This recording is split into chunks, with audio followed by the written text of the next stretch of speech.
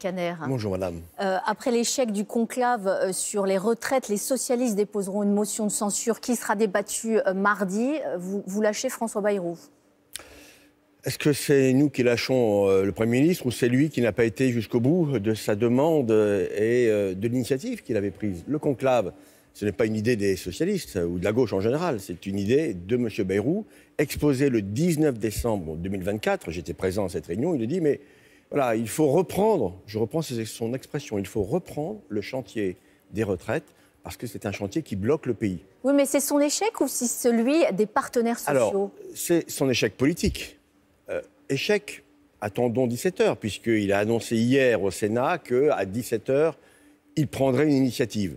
Est-ce que c'est pour constater qu'il y a eu malgré tout un bout d'accord ou est-ce qu'il prend une autre initiative? Nous le verrons. J'en profite, puisque vous ouvrez. Ça veut dire que, éventuellement, si à 17h, François Bayrou annonce un accord partiel ou un accord global, ce qui serait une grosse surprise, est-ce que vous pourriez retirer, faire marche arrière avec votre motion de censure? Ce que nous demandons à M. Bayrou, c'est de considérer qu'il y a eu des avancées pendant le conclave, sur la pénibilité, sur les carrières hachées des femmes notamment, sur la décote, et donc d'abaisser l'âge de la retraite à taux plein sans décote de 67 à 66 ans. Il y a eu des avancées. Et donc nous disons, mais faisons la politique des petits pas. Prenez ces avancées et transformez-les en loi pour que ce soit le Parlement qui aboutisse à décider finalement. Donc ce que vous dites, ça veut dire ce qui n'a pas été acté, mais ce qui a été mis sur la table par les syndicats. Vous demandez à François Bayrou de le reprendre à son compte et d'en faire un texte de loi. Écoutez, moi j'ai eu Marie-Lise Léon à la fin de la semaine dernière. Et je salue son courage, la présidente, la patronne de la CFDT. Et je dis, Madame Léon a fait un effort incroyable avec la CFTC, avec aussi la CGC. Ces avancées, il faut les prendre en considération. Cette réforme était mauvaise en 2023. Il y a une politique des petits pas à prendre en considération. Allons-y, on y va.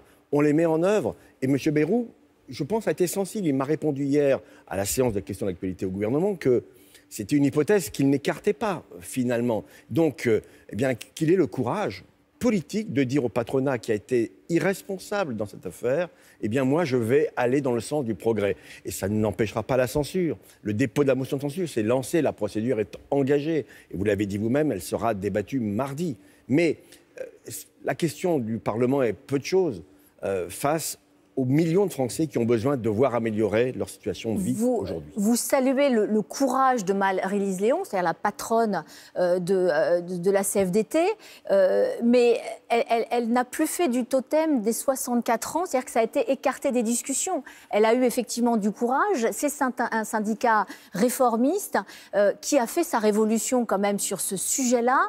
On a le sentiment que les socialistes ne l'ont pas fait. Vous êtes pourtant un parti dit de gouvernement. Comment est-ce qu'aujourd'hui vous pouvez dire qu'il faut une retraite à 62 ans? Vous savez, quand on a négocié en janvier 2025, la non-censure du gouvernement sur sa déclaration de politique générale ou sur son budget, parce qu'il fallait donner un budget à la France, nous avons été très responsables.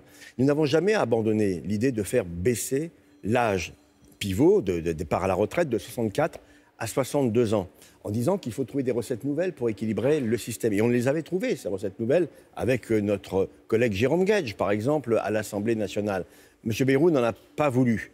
Nous disons que le juge de paix, ce sera l'élection présidentielle de 2027. Mais d'ici 2027, nous prenons toutes les victoires qui peuvent être utiles aux Français. Et Mme Léon, avec ses autres partenaires syndicaux, a porté des solutions nouvelles. Et je dis au patronat, vous voulez quoi? Vous voulez le chaos? Vous voulez le bien des Français, y compris dans un équilibre financier assumé? Avec cette motion de censure, Jean-Luc Mélenchon salue ce qu'il appelle votre retour à la raison. Ça veut dire que c'est à nouveau la lune de miel entre les socialistes et les insoumis? Vous savez, quand M. Mélenchon parle de raison, ça fait sourire. Parce qu'on sait que c'est un homme déraisonnable dans son expression et dans ses objectifs. Donc nous n'avons aucune leçon à recevoir de M. Mélenchon. M. Mélenchon fait partie de ce courant historique qui est l'extrême gauche dans notre pays, tout à fait respectable. Est-ce que M. Mélenchon arrivera un jour au pouvoir? La réponse est non. Et donc nous savons, nous, la gauche de responsabilité, la gauche de gouvernement, diront certains, que nous devons aboutir à des situations de réforme et non pas de révolution hypothétique qui ne servira donc jamais les c'est intérêts pas un des Français. rabibochage, cette motion, alors pas tout à fait commune, on ne va pas rentrer dans les détails, mais enfin, tout le monde, toute la gauche semble unie pour déposer, pour soutenir une motion de censure. Donc c'est pas à nouveau socialistes et insoumis main dans la main. Cette motion de censure lancée par les socialistes est là pour constater l'échec et pour dire au patronat: vous avez fait n'importe quoi dans cette négociation. C'est pas un signal pour les insoumis pour dire, bah voilà, la lune de miel effectivement est de retour. Il ne vous a pas échappé, même s'il y a des nuances, que nous considérons aujourd'hui qu'un accord avec LFI est plus qu'improbable dans les échéances politiques à venir. Y compris des législatives anticipées, parce que Olivier Faure, c'est pas tout à fait cette ligne. Oui, il a été réélu. Lui, il a une forme d'ambiguïté vis-à-vis des insoumis. En tout cas, moi, je n'ai pas d'ambiguïté. Je considère que nous n'avons plus à avoir à négocier avec la France insoumise, qui porte son discours politique, qui parfois d'ailleurs convainc une partie non négligeable de nos concitoyens. Nous devons avoir une ligne spécifique, la ligne de la réforme et de la responsabilité. Alors, on a vu hier Donald Trump triomphant s'afficher au sommet de l'OTAN, s'auto-féliciter de ce qu'on appelle désormais la guerre de 12 jours en Iran, un pays effectivement affaibli avec un programme nucléaire qui a été atteint. Avec Israël, ils ont fait le sale boulot, pour emprunter les mots du chancelier allemand Friedrich Merz. Je ne sais pas si Israël et les États-Unis ont fait le sale boulot. En tout cas, ils ont au moins retardé la capacité de l'Iran de se doter de l'arme nucléaire. Vous savez que pour avoir du nucléaire civil, il ne faut que 3 ou 4% d'enrichissement d'uranium. Ils étaient à 400 kilos enrichis à, semble-t-il, plus de 60%. Il faut 90% d'enrichissement pour pouvoir aboutir à une bombe. Donc vous saluez l'intervention de Donald Trump. Emmanuel Macron... Je salue le fait que l'Iran est un pays totalitaire, dangereux pour la région, dangereux pour le monde, qui ne doit pas avoir la bombe nucléaire. Emmanuel Macron a tenu une ligne extrêmement prudente. Il semblait presque soutenir les frappes du bout des lèvres, allant jusqu'à évoquer leur illégalité. Est-ce qu'il a tenu son rang, Emmanuel Macron, ou est-ce qu'il a manqué de vision ? Je vais vous dire, je pense que la France et l'Europe en général est out. Nous sommes out par rapport à ce qui s'est passé au Proche-Orient. Et moi, je réclame une Europe puissance, dotée aussi de sa capacité militaire, de son organisation militaire pour pouvoir peser sur des événements aussi dramatiques que ceux que nous avons connus au Moyen-Orient il y a quelques jours.